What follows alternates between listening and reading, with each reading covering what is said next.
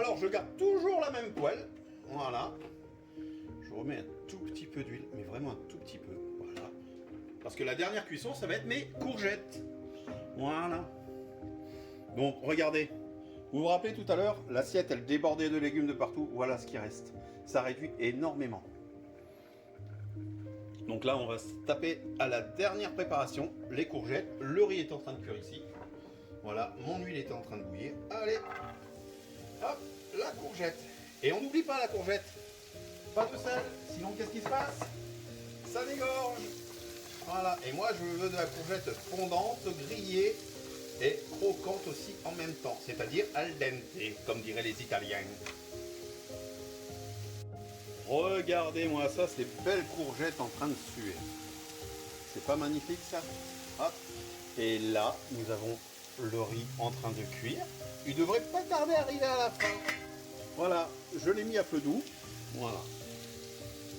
En tout cas, ça sent très bon dans la maison. Alors je vais tenter une petite expérience, pour moi personnellement, parce qu'on aime ça à la maison. Je vais tenter de mettre du curry. Ça devrait faire bon du curry avec des courgettes. Allez.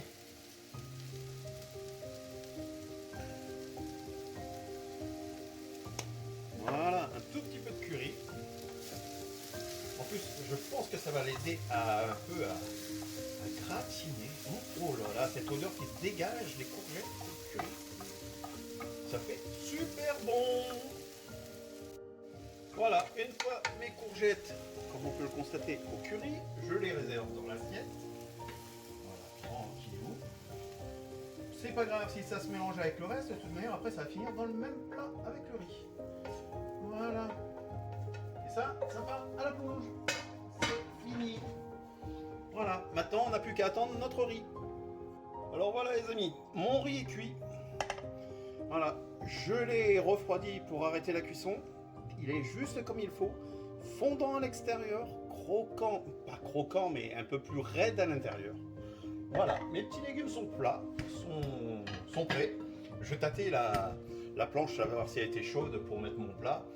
Et oui, elle est chaude. Donc on va éviter de faire exploser le plat. Hein. Sinon madame va râler. On va juste mettre la planche, voilà, pour faire la préparation. Voilà, et on va tout mettre là-dedans, tout mélanger tranquille. Et tout à l'heure, ça passera au four. Alors voilà, j'ai bien refroidi ma casserole, j'ai bien refroidi mon riz, j'ai remis mon riz dedans, et maintenant, je rajoute tous mes légumes que j'ai fait revenir préalablement avant. Donc c'est-à-dire courgettes, poivrons, carottes, oignons et ail. Voilà, et ça va faire super joli.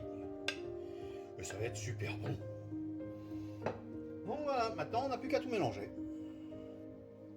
Voilà, on retransverse tout dans le plat. À savoir que j'ai assaisonné, hein, sel, poivre. Regardez-moi ça, c'est joli. Bon, c'est mal mélangé au fond, mais c'est pas grave. Parce que je voudrais pas faire de la bouillie non plus. Voilà.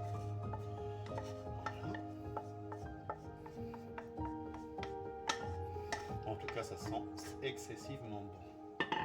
Voilà. Et là, vous voyez, quand on va remettre en place, et on n'a pas de trop qui n'est pas mélangé. On a juste à remélanger un tout petit peu. Voilà.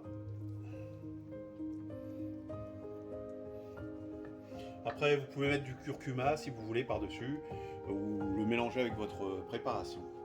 Voilà, c'est ce que j'appelle un riz cantonné. Oui, ça va faire rire certains, pardon, mais aux légumes. Voilà, on ne culpabilise pas, on va manger des légumes. Après, vous pouvez en rajouter des légumes, vous pouvez mettre du chou-fleur, vous pouvez mettre de la butternut, vous mettez ce que vous voulez.